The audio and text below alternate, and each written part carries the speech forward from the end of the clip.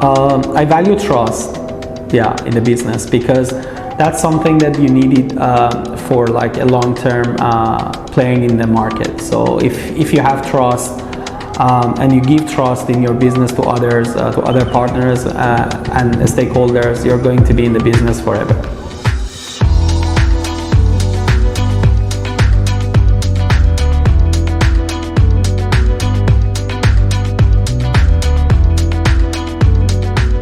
So the motivation to start Sepure came from my background in chemical engineering. So I was doing my master's project in water and wastewater treatment for petrochemical companies, and I was looking at those huge distillation towers, and I was thinking, like, in water we have good membranes already that replace the distillation process. Why we don't have those membranes for chemical separation?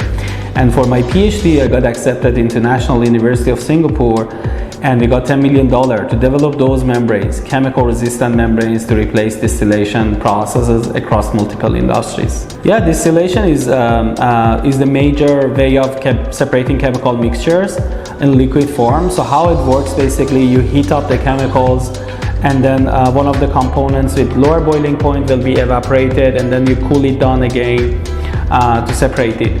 And for heating, you have to burn fossil fuel, and that accounts for 15% of the world's energy, which is $3.6 trillion every year that we are spending on just burning fossil fuel to simply separate chemical mixtures from each other.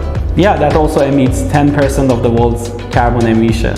So we've developed a nanofilter, which is also chemical resistant. So we had nanofiltration membrane in the past for water application, but they cannot actually work in chemical environment because they either dissolve or swell, so dysfunction, basically, they cannot operate. So what we've developed is a robust membrane that can take temperature, chemicals, and basically it can work in harsh conditions for doing the chemical separation. And it has an amazing performance. So we combine all those things with the help of like nanotechnology, material science, and process engineering, and turned it to the product that now you see here. It's a membrane module that can be applied in multiple markets.